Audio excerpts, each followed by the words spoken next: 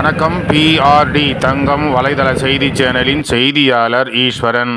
தமிழக வெற்றிக் கழகத்தின் தலைவர் வருங்கால முதலமைச்சர் திரு விஜய் அவர்களின் பிறந்த தினத்தை முன்னிட்டு காவேரிப்பாக்கத்தில் தமிழக வெற்றிக் கழக தலைவர் தளபதி விஜய் அவர்களின் பிறந்த நாள் ஜூன் மாதம் 22ஆம் தேதி ஞாயிற்றுக்கிழமை விழாவினை முன்னிட்டு ராணிப்பேட்டை மாவட்டம் செயலாளர் திரு வி. காந்திராஜ் எம்சி அவர்கள் வழிகாட்டுதல்படி காவேரிப்பாக்கம் நகர தமிழக வெற்றிக் கழகம் சார்பில் 30க்கும் மேற்பட்ட கட்சி உறுப்பினர்கள் காவேரிப்பாக்கம் வன்னியர் குல சத்திரிய திருமண மண்டபத்தில் இன்று ஜூன் 21 சனிக்கிழமை சிறப்பான முறையில் ஏற்பாடு செய்யப்பட்ட இரத்த தான முகாமில் கலந்து கொண்டு இரத்த தானம் செய்தார்கள்.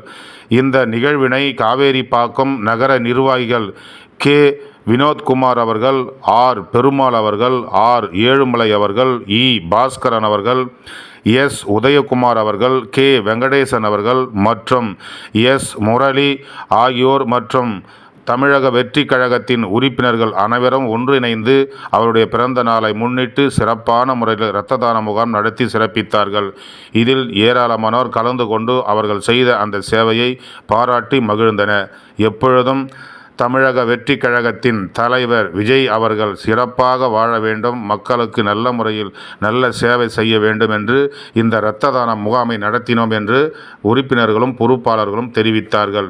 செய்திக்காக காவேரிப்பாக்கத்தில் தமிழக வெற்றிக் கழகத்தின் தலைவர் விஜய் அவருடைய பிறந்த நாள் விழா முன்னிட்டு இரத்த தான முகாமிலிருந்து செய்திக்காக ஈஸ்வரன்.